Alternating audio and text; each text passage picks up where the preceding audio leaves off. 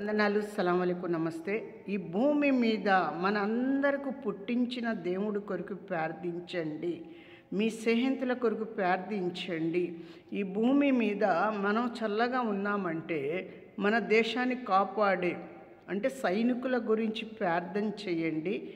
Current వాళ్ళ కొరకు ప్రార్థన చేయండి. రైతు బిడ్డల కొరకు ప్రార్థన చేయండి.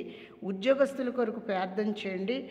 మరి చదువుకునే బిడ్డల కొరకు ప్రార్థన చేయండి. ప్రతి ఆరోగ్యం బాగుండాలని ప్రార్థన చేయండి. ప్రతి దేశంలో కూడా ప్రతి కుటుంబానికి దేవుని నడవాలని ప్రార్థన చేయండి.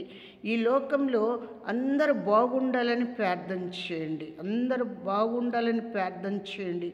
మన మనసులో ఎలాంటి స్వార్థం ఉండకూడదు. మనం ఏది తప్పుగా మాట్లాడకూడదు, తప్పుగా చూడకూడదు, తప్పుగా మనము సవాసాలు చేయకూడదు. ఎంత జాగ్రత్తగా ఉండాలంటే ఈ లోకంలో పాపంలో మనం ఉంటున్నాం కాబట్టి ఈ పాపంలో నుంచి కూడా మనము ఒక దేవుడి బిడ్డలుగా మనం ఉండాలి. అందుకే మనం చాలా జాగ్రత్త కలిగి ఉండండి.